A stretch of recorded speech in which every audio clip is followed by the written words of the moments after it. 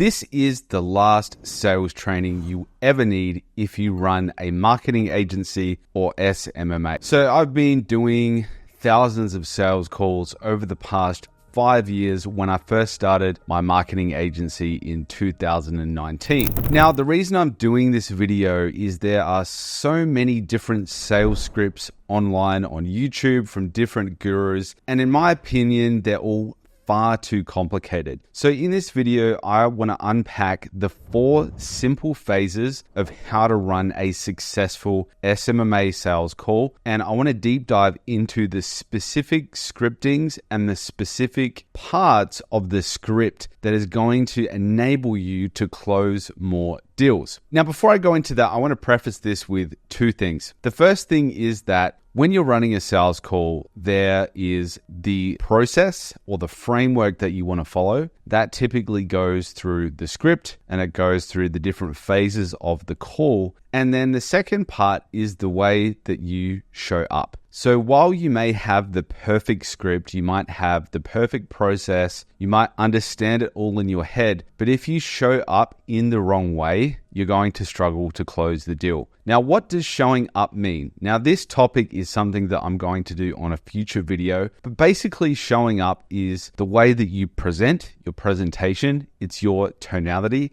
it's the energy that you have, it's the emotions that you carry onto the call, and it's your general demeanor, and also how readily mentally cognizant you are on the call. So are you sharp? Are you slow?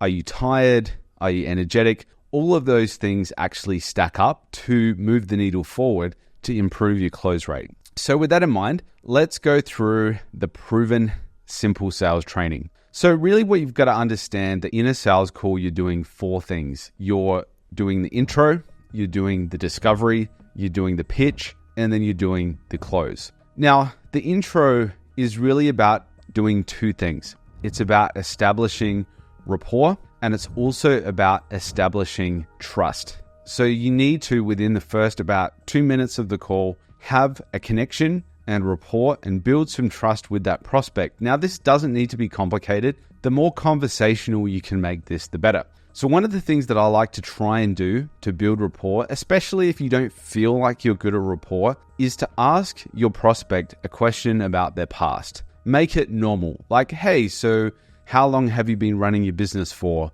Or what made you I'm really curious, what made you get into business in the first place? Asking those types of questions will start to build familiarity with the prospect, and people like to talk about themselves. People like to talk about their history, what led them up until this point. And the other thing too is that when you get a greater level of understanding their motivations, particularly why they went into business in the first place, you'll start to understand where they're coming from, what is their angle, which is really important when you're trying to close the deal. You want to understand not just the top level things that they're trying to solve, but the underlying motivations, why they're doing what they're doing. So that's the first kind of part or phase of the call that you want to do, which is the intro. That goes for about 2 minutes. Now, the second phase, which is potentially the most important phase, is the discovery phase of the call. Now, discovery is where you need to understand their background, where they're coming from. You need to understand their problem. What is the problem that they're trying to solve? You then need to understand what the implications of that problem are and why that problem really matters, which in another way is finding the urgency or cost of not solving that problem. It's very important that you establish the downside and what happens if they don't solve that problem. And there are different ways to do that. So let's go to the first phase, which is the background phase of the call. So this is really simple. You need to understand where the prospect is coming from. Hey, so tell me about the business. What are you working on at the moment? What are you doing in the business at the moment? How many staff do you have? Do you have a team? Do you have co-founders? What is your funding sources? What are your goals? Where are you looking to get towards? So it's very important that you establish all of these things or all of these important pieces at the beginning of the discovery process so that you can build a layer of understanding that'll help you dig deeper into the problem. Now, the background phase is important, again, to sort of paint the picture of where they're coming from. Now, the next thing you want to do is go straight in for the problem. So a really good question that you can ask is, hey, so what prompted you to book the call? Or what is the biggest challenge that you're facing right now that prompted you to book the call? Now, asking a direct question like that is important because you want to cut the fat and get to the heart or root issue that they're looking to solve. Now, where people can make a mistake is they think that the problem needs to be a bleeding neck. If I don't solve this problem in 24 hours, I'm going to die. It doesn't need to be that. If someone is looking for a solution more than a problem, there is still a problem because there's something that they're trying to solve. They're just coming at it from a different angle.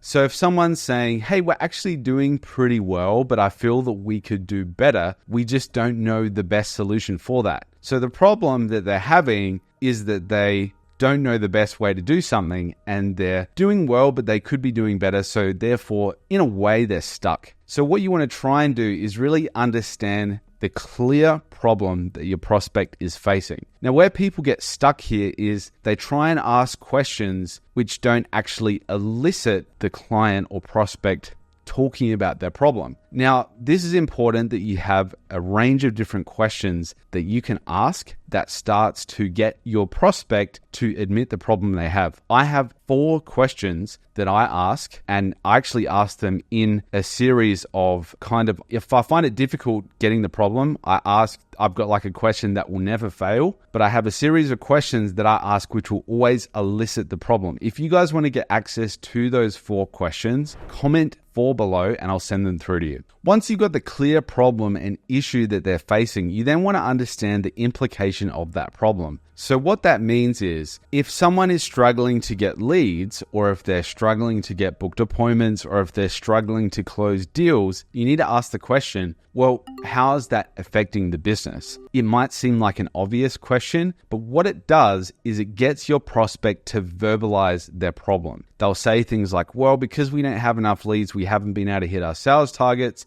Then you want to say, why does it matter that you hit those sales targets? Just so I can understand where you're coming from. And then they'll start to paint a picture of their ambition or their desire. Now, it's important that you get the desire and the ambition framed on the call so you can understand where they're trying to get to. Then what you can do is do what I call creating the gap, which is where you basically ask a question, which is like, okay, so right now you're getting, 10 new inquiries per month. Your goal is to get to 200K per month in your concreting business. How many inquiries do you think you need to get to in order to get there? Then they might say, well, right now we're getting 10 inquiries. We're doing about 50K new business. So therefore we probably need to do 40 to 60 new inquiries a month. Then you can say, okay, so basically you're about 75% below where you want to be. And then you can follow up with a question like, why do you think you've struggled to get to those 40 inquiries per month? What do you think it is? Is it a matter of knowledge? Is it a matter of execution? What do you feel? By asking that question, they're going to then really paint the picture of how the problem is affecting their business.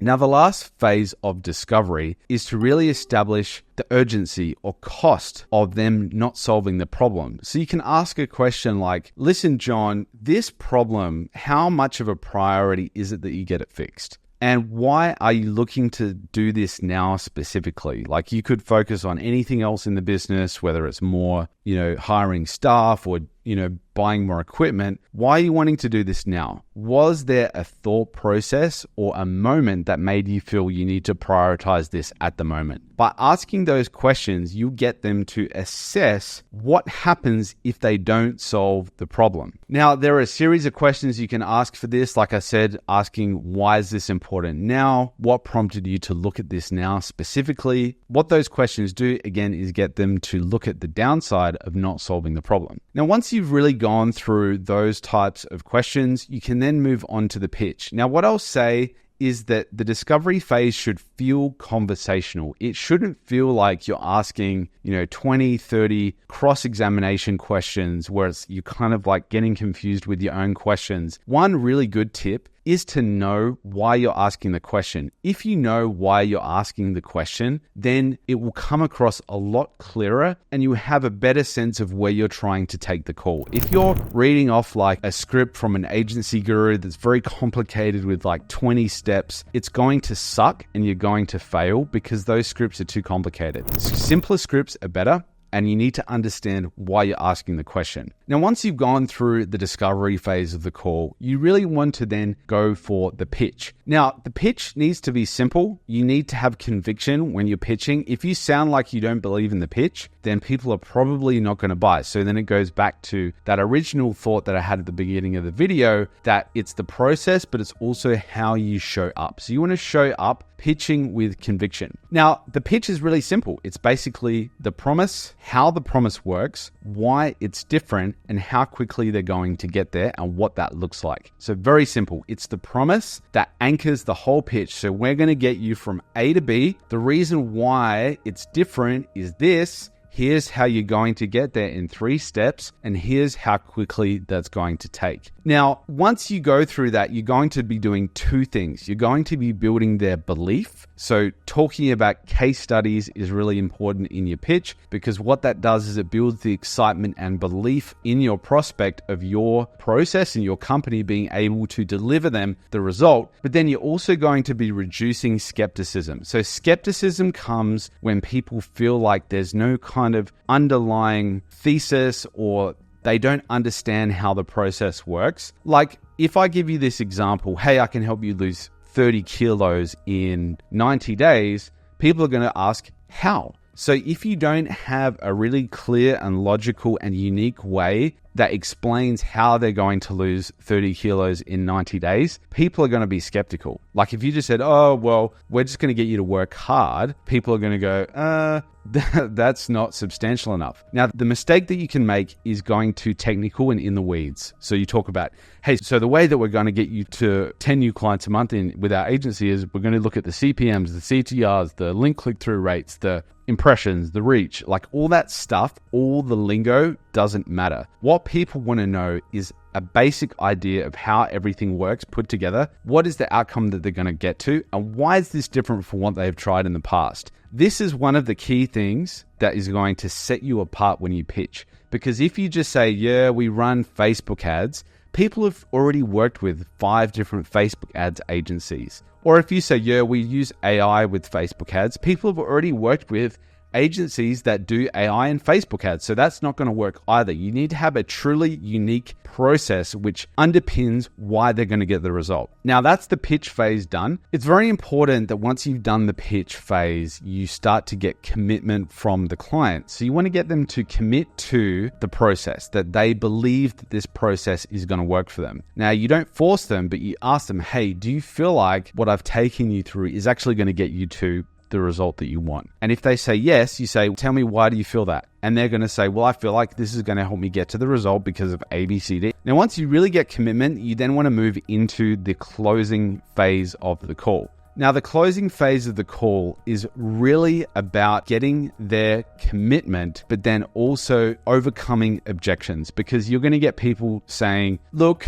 it sounds good. I just have a couple of other people that I want to talk to first, or it sounds good, but I need to think about it. Now, the way to overcome objections is to really follow a 3-step process. Now, I could do a whole nother video of this, but the 3-step process is basically this. Step 1 is agree with their right to disagree with you. So if someone says, I'm not sure if this is going to work, you say, I totally see where you're coming from. Then you want to clarify, and you say, when you say you feel like that this is not going to work for you, what do you mean? And they will explain. And then at that point, you want to understand why they have the objection, and then you want to overcome that objection. So if they say, I don't feel like this is going to work because I've done Google Ads in the past and it didn't work for me. And then you want to ask them, so this is like literally overcome the objection. If Google Ads didn't work, what actually specifically happened? And you want to go into the specifics. So that is a process objection. Now, if someone has an objection and it's a clear fear objection where they're like, I just don't feel like this is going to work. There are a couple of ways you want to go about that, which I'm not going to detail in this video for lack of time. I'm going to do another whole video on objection handling. Now, overall, guys, that is all you need. You just need to have a good intro, a good discovery, a good pitch, and you need to close well. And if you really deep dive into learning all of those phases of the call, you are going to crush it. Now, if you guys, again, want access to those 4 questions that I asked to really elicit the problem in the discovery phase, comment below. and be sure to check out some of our other videos on learning to scale your agency. Thanks for watching.